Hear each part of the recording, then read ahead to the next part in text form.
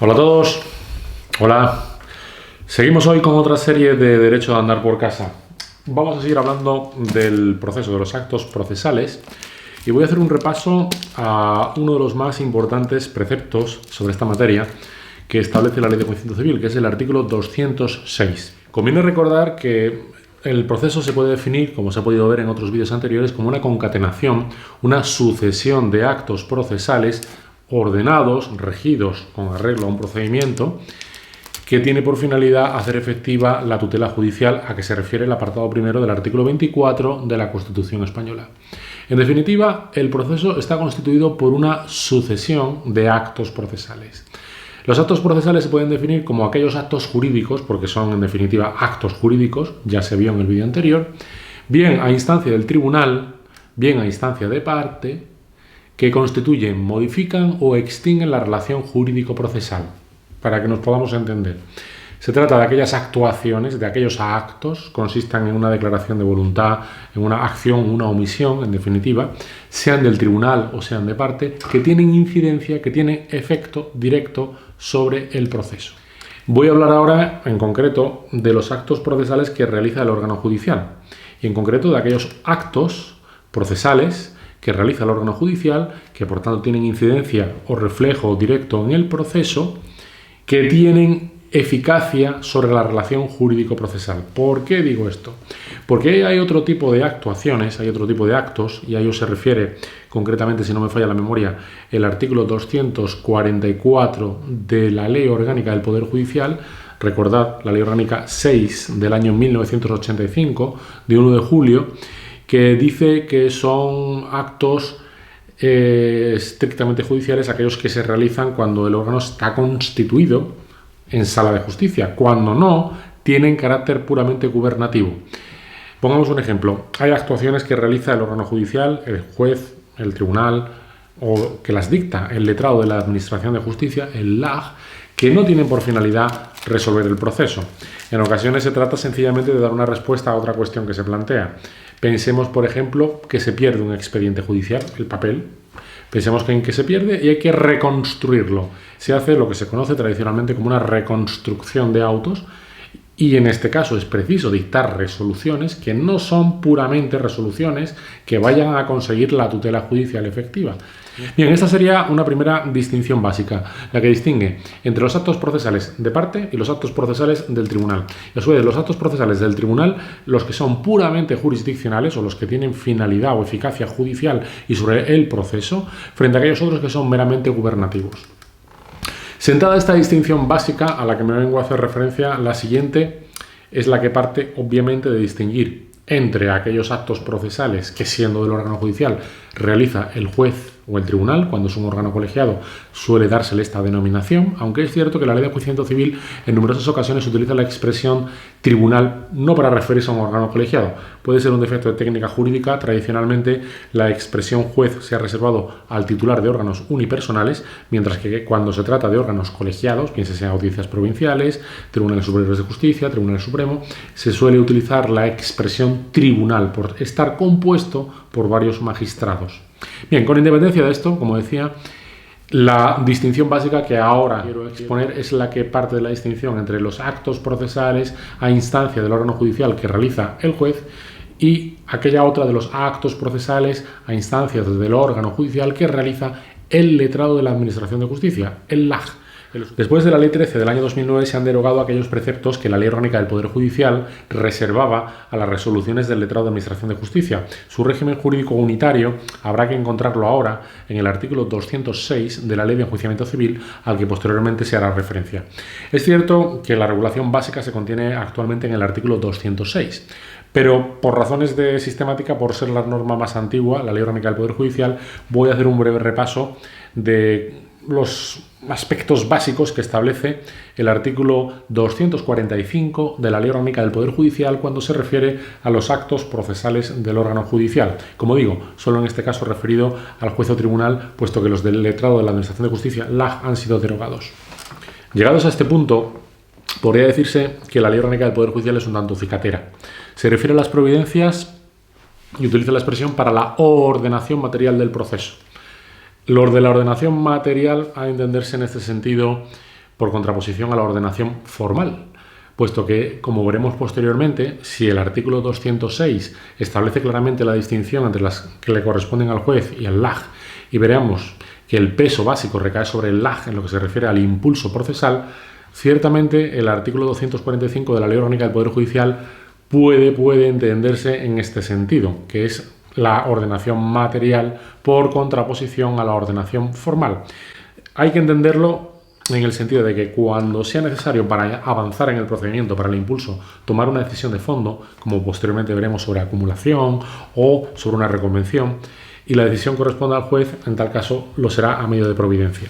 Posteriormente, el mismo artículo, el 245 de la Ley Orgánica del Poder Judicial, se refiere a los autos y dice que se dictarán autos para resolver recursos, para cuestiones incidentales, para los presupuestos procesales, para resolver nulidad de actuaciones y finalmente cuando deban revestir esta forma en términos generales. No me voy a entretener ahora, de momento, en estas categorías, en la medida en que posteriormente me volveré a referir a ellas, algunas y a otras más, cuando analice el artículo 206 de la Ley de Enjuiciamiento Civil.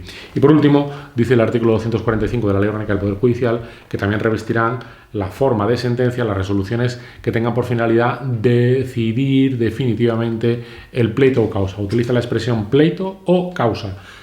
En este caso también habría que precisar, puesto que es un error que se advierte con bastante frecuencia en la práctica, la nomenclatura o palabra pleito suele estar reservada para los procesos de orden civil, mientras que la de causa suele estar reservada para los de orden penal. Ahora sí, va a hacerse una referencia más extensa con detenimiento expreso en los distintos supuestos o categorías que se contemplan en el que es el precepto que por antonomasia regula hoy en día las distintas clases de resoluciones judiciales, el artículo 206 de la Ley de Enjuiciamiento Civil.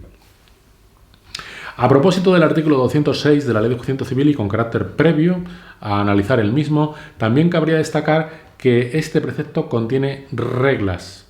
Es una cuestión quizás de pura técnica jurídica y no tenga más trascendencia, más allá que cuando efectivamente se pueda citar este precepto, si se quiere hacer con mayor precisión o alcance, cuando así sea necesario, en muchas ocasiones y para muchos tipos de oposiciones no va a ser necesario, pero bien, aunque sea una cuestión de pura anécdota o si queréis de mayor detalle, precisión, fuego de artificio, recordemos que el artículo 206 contiene reglas. En concreto, las reglas del apartado primero del artículo 206 se refieren a las resoluciones de los juzgados y de los tribunales. El apartado segundo del artículo 206 contiene las reglas de las resoluciones del letrado de la Administración de Justicia. Y el apartado tercero del artículo 206 de la Ley de Enjuiciamiento Civil contiene, o opera, mejor dicho, más que contener, una sucinta referencia a los procesos de ejecución y opera por remisión a lo que se establece en los apartados primero y segundo del artículo 206. En esencia, el artículo 206 de la Ley de Enjuiciamiento Civil reproduce el esquema al que anteriormente se hizo referencia. En lo que se refiere al órgano judicial, el apartado primero del artículo 206 establece que las resoluciones de los jueces y de los magistrados serán providencias, autos y sentencias.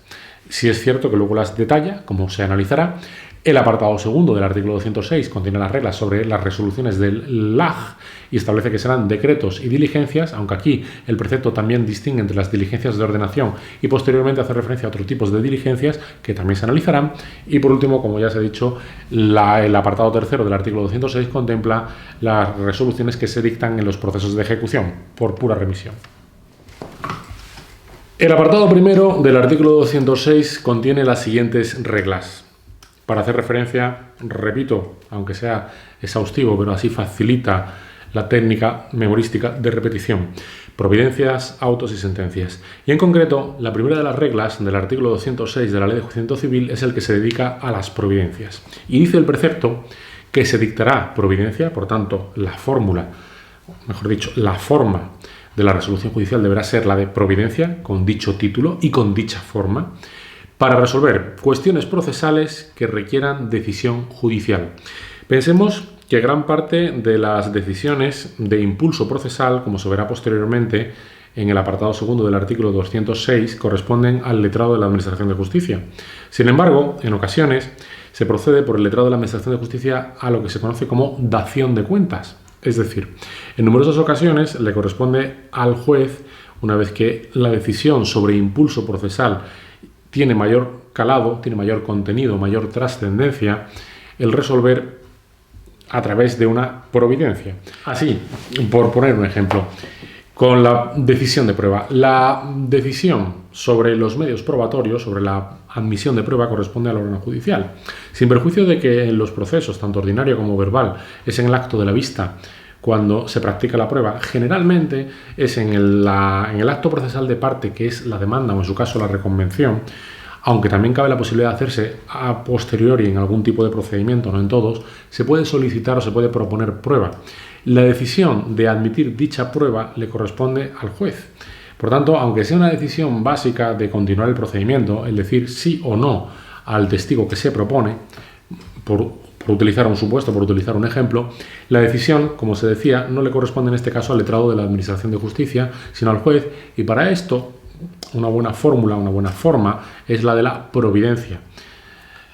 La regla segunda del apartado primero del artículo 206 de la Ley de Enjuiciamiento Civil se refiere a los autos. Recordemos, regla primera, apartado primero, artículo 206 de la Ley de Enjuiciamiento Civil, providencias. Regla segunda, apartado primero, artículo 206 de la Ley de Enjuiciamiento Civil, providencias, y ahora autos. Recordemos, regla segunda, apartado primero, artículo 206 de la Ley de Enjuiciamiento Civil, autos. Y en concreto dice el precepto que revestirán la forma de autos las resoluciones que tengan por objeto resolver recursos. Es inherente a la resolución judicial la posibilidad de que ésta sea recurrida, y cuando es recurrida y cuando es resuelta, ésta deviene firme. Cierto que en algunas ocasiones las resoluciones judiciales, incluso las sentencias, devienen firmes y por tanto no son atacables, no son recurribles, pero suelen ser un supuesto excepcional. En la mayor parte de las ocasiones, y ello forma parte del derecho a la tutela judicial efectiva, las resoluciones judiciales son recurribles y se dictará una resolución que tiene la forma de auto para resolver esos recursos, aunque en función del tipo de recurso también se podrá dictar sentencia. Sobre eso posteriormente. El segundo de los supuestos que se contempla en la regla segunda es la resolución para resolver sobre la admisión o inadmisión de la demanda o la reconvención. Es cierto, como se verá, que el apartado segundo del artículo 206 de la Ley de Enjuiciamiento Civil atribuye al letrado de la Administración de Justicia esta facultad y lo hará a través de decreto. Por tanto, pudiera pensarse que existe una antinomia cuando esta regla segunda del apartado primero del artículo 206 se refiere a la facultad o a la resolución, mejor dicho, para resolver sobre la admisión o inadmisión de la demanda. Ha de entenderse nuevamente que se dará en aquellos supuestos en los que entienda o considere el letrado de la Administración de Justicia que la demanda puede estar aquejada de algún tipo de vicio, defecto o vicio procesal que haya de ser subsanado, o sin más que la demanda no pueda ser admitida, y en este caso sería lo que se conoce como ab limine litis, que también debe ser un supuesto puramente excepcional. Pero cuando la admisión de la demanda implica analizar algún aspecto que lleve consigo mayor complejidad, será cuando le corresponde hacerlo al juez y no al letrado de la Administración de Justicia. Y es aquí cuando tiene razón de ser el segundo supuesto que contempla la regla segunda del apartado primero del artículo 206 de la Ley de Enjuiciamiento Civil. El tercer supuesto del apartado primero del artículo 206 se refiere a la acumulación de acciones. Recapitulemos. Resolver recursos, resolver sobre la admisión e inadmisión de la demanda o reconvención, y ahora el tercer supuesto que analizamos es para resolver sobre la acumulación de acciones. Admite la Ley de Enjuiciamiento Civil que el demandante pueda dirigir su demanda frente a varios sujetos, o bien que siendo solamente dos sujetos, demandante y demandado, el demandante acumule varias peticiones, varias acciones frente a un solo demandado o varios demandados, da igual. No se va a hacer ahora una exposición más extensa acerca del concepto de acumulación, pero como decía, fuere como fuere, cuando hay que resolver sobre la denominada acumulación, ha de hacerse a través de auto. Otro supuesto del que ya se habló en otro de los vídeos anteriores de derecho de andar por casa son aquellos casos de las denominadas terminaciones anormales del procedimiento, cuando no termina por sentencia, sino que las partes llegan a un acuerdo, bien sea en mediación o bien sea en conciliación, o bien en los supuestos de desistimiento. En este caso es donde también tiene su razón de ser las resoluciones, bien sean del juez o bien sean del LAG, a que se hace referencia a los artículos 19 y siguientes de la Ley de Enjuiciamiento Civil. También ahora se refiere en el caso de que fuese una resolución propia del juez, el artículo 206 a esta materia. Concretamente, el apartado primero del artículo 206 contiene una regla acerca del auto para homologar transacciones judiciales. El siguiente supuesto es el de las medidas cautelares. También para resolver medidas cautelares. Las medidas cautelares, también sin ánimo de hacer una exposición más extensa sobre esta materia, que excedería de los límites de la presente, tienen por finalidad garantizar la tutela judicial que se pretende del órgano judicial. No confundir con anticipar condena, que es algo que en la práctica también se ve con insistencia. No es lo mismo pretender garantizar la tutela judicial porque pueda acontecer algún supuesto que impida que en el futuro esta pueda hacerse efectiva. Imaginemos que se está reclamando un concreto bien, un vehículo, pero si alguna circunstancia puede hacer peligrar el bien, la integridad del bien, puede solicitarse del órgano judicial algún tipo de medida cautelar que garantice que ese bien deteriore o que no se perjudique, para que así la sentencia que en su día se dicte pueda ser efectiva. Distinto de eso es pedir un anticipo de condena, para que se me entienda, solicitar que se me entregue ya el bien concreto. Y en definitiva, tras la celebración de un incidente, de una vista de medidas cautelares, que es un pequeño juicio para que nos podamos entender, tras escuchar a las partes y analizar sus pruebas, se resuelve por auto. Y aquí es donde tiene razón de ser nuevamente esta resolución judicial que reviste la forma de auto. Recapitulando, hemos dicho que reviste la forma de auto las resoluciones judiciales que tienen por finalidad resolver recursos, resolver sobre la admisión o inadmisión de la demanda o la reconvención, resolver sobre la acumulación de las acciones, para aprobar u homologar las transacciones judiciales, para resolver sobre las medidas cautelares y, seguidamente, el séptimo de los supuestos que se contempla en esta regla segunda del apartado primero del artículo 206 sobre la nulidad de actuaciones. La nulidad de actuaciones a que se refiere, si no me falla la memoria, los artículos 225 y siguientes de la Ley de Enjuiciamiento Civil, es un incidente, al igual que el supuesto anteriormente mencionado, que se da en aquellos casos en los que se ha producido alguno de los tipos de vicio, defecto a que se hace referencia en la norma. En este caso, como la propia palabra indica, hay que dejar sin efecto lo que se ha hecho hasta ese momento porque está viciado, porque es nulo, porque lo que es nulo no produce ningún efecto jurídico. Y la finalidad, o el efecto, mejor dicho, que ello tiene es que se retrotraen las actuaciones, vuelven al momento anterior a aquel en el que se produjo el vicio o defecto. Y a ello se resuelve mediante auto. Aquí, por tanto, sería otro de los supuestos en los que se dicta una resolución judicial por el juez o magistrados que reviste la forma de auto. A partir de aquí, la regla segunda del apartado primero del artículo 206 de la Ley de Enjuiciamiento Civil también establece que también se dictará resolución judicial que revestirá la forma de auto en las resoluciones que versen sobre presupuestos procesales, cuando tengan por finalidad practicar anotaciones o inscripciones registrales, así como cuestiones incidentales. En definitiva, aquí el legislador ha establecido un numerus apertus. No se trata de una lista cerrada de los supuestos en los que necesariamente deban revestir la forma de auto. Y por tanto, aquí vuelve a citar algunos otros ejemplos, son 3. En concreto, dice aquellas que tengan que resolver sobre los presupuestos procesales, sobre las anotaciones e inscripciones registrales, a entenderse pensada esta para el registro civil, y por último, para aquellos casos en los que se hayan de resolver incidentes. Bien, el primero de los supuestos. Sobre los presupuestos procesales. Sería, si se quiere, en el listado anterior la que hace el número 8 de la regla. Pero bueno, realmente, como digo, la Ley de Enjuiciamiento Civil no utiliza la técnica de numeración exhaustiva. No establece numerales ni ordinales para hacer referencia a este tipo de resoluciones. Pero bien, dejando al lado las cuestiones de técnica jurídica, lo cierto es que dice, se resolverán mediante auto aquellas cuestiones que versen o que traten acerca de los presupuestos procesales. Presupuesto procesal es aquello que es previo, que subyace, que es inherente a la existencia posterior del proceso, sin el cual el proceso no podría existir. Es algo que tiene que existir, que tiene que darse ex ante para que efectivamente pueda desarrollarse el proceso. Y aquí las categorías o los elementos que se pueden resolver son muy variados.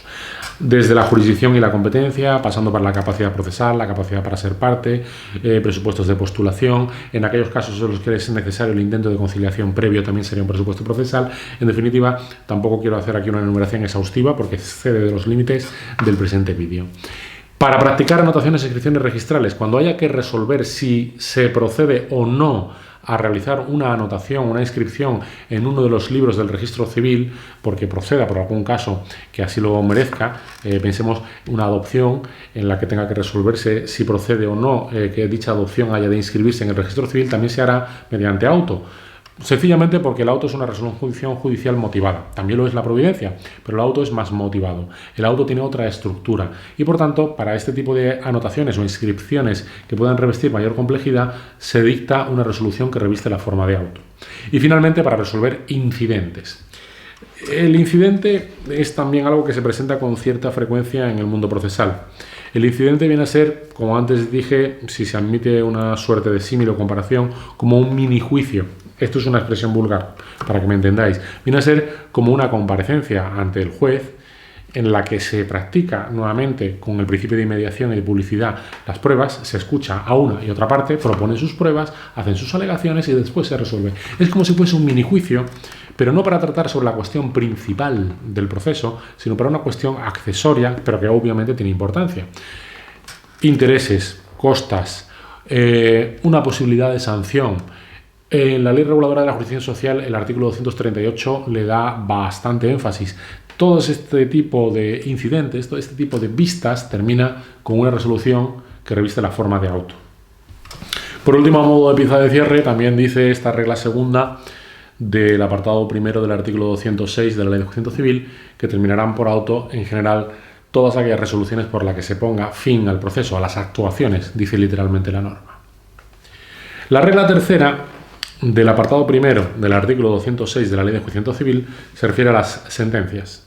De forma muy semejante a como se puede leer en el artículo 245 de la Ley Orgánica del Poder Judicial, dice esta regla tercera del apartado primero del artículo 206 que se dictará sentencia para poner fin al proceso, bien sea en primera o segunda instancia, es decir, bien sea cuando conoce de él el juzgado de instancia, el juez de primera instancia, o bien cuando ya sea en resolución de un recurso de apelación o en otro tipo de resoluciones como pueda ser el recurso de suplicación, aunque el recurso de suplicación no es una segunda instancia propiamente dicha.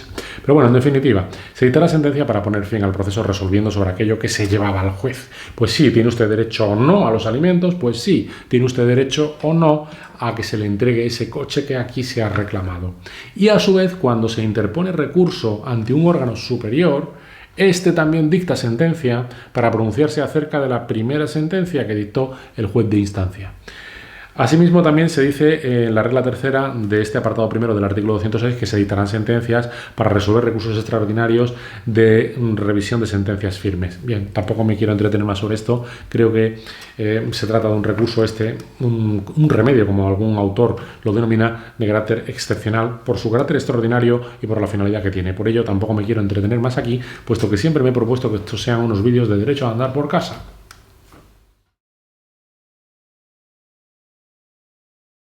No sé.